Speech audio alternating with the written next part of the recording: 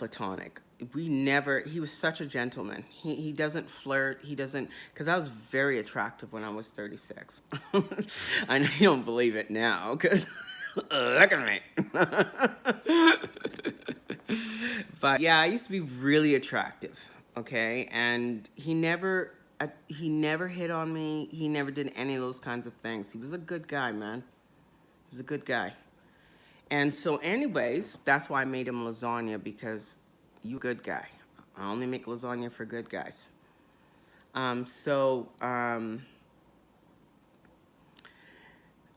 We get to court now. There's a protection hearing, and the judge is hearing both our sides of the story. Well, the judge, the judge turns to MCFD in BC and says, "Have the children been sexually abused?" And they said yes. That's how torn up my kids were. They didn't involve me in any of my son's medical procedures. I didn't even get to go to the biopsy.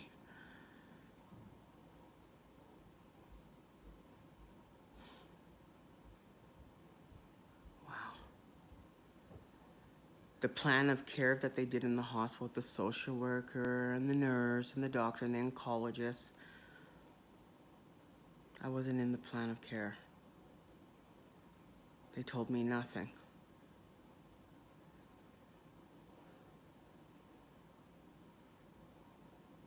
I begged, I pleaded, I went to the MLA. One MLA came with me. It's in Delta at the time in 2007. He came with me all the way to Surrey in this riding, and he sat in that ministry office and said, "Look, you need to listen to this woman. She has something to say to you." And I said, "My kids are being molested in foster care." This was in 2005.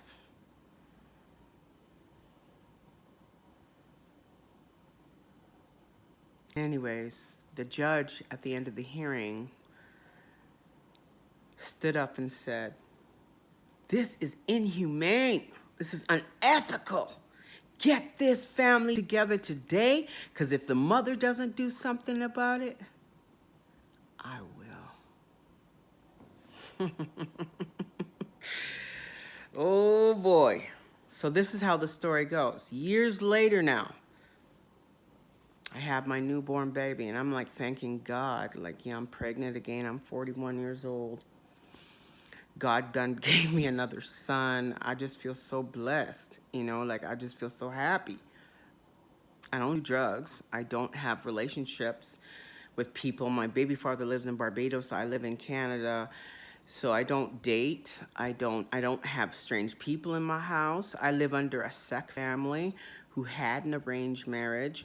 They are very religious, so they expect their tenant to be at a certain moralistic level, right? And I fit that for her. So I live a quiet life.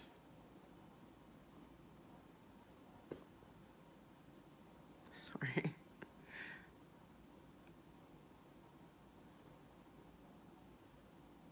They ran around and told everybody I had schizophrenia and I was a danger to myself and others.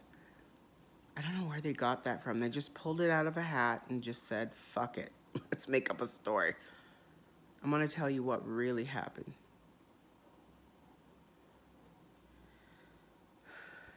NCIS.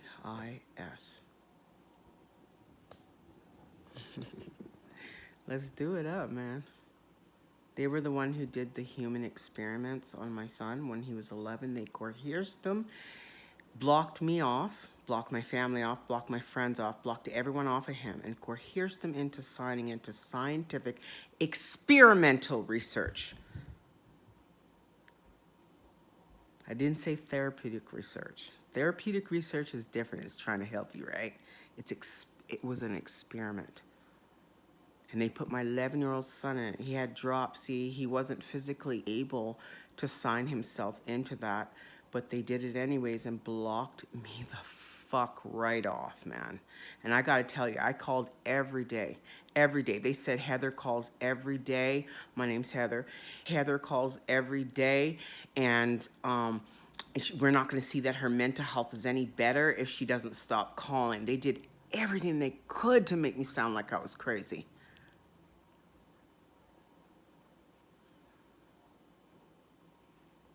And then that scientific experimental research on the actual papers itself, which I'll show you eventually, it says the research and there's like a VIN number, like a code, like if you're ringing something through the till, it has a number to it.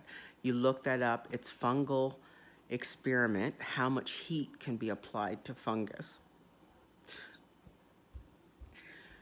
Because I always wondered why my son's ears, they were just burnt the fuck right up. His head was burnt up. It was fucking black, man, like burnt. Like second-degree burns. And I said to myself, why does it look like that? My mom was like, why does it look like that? Because that was the scientific experimental research, how much radiation could be applied to fungus. So you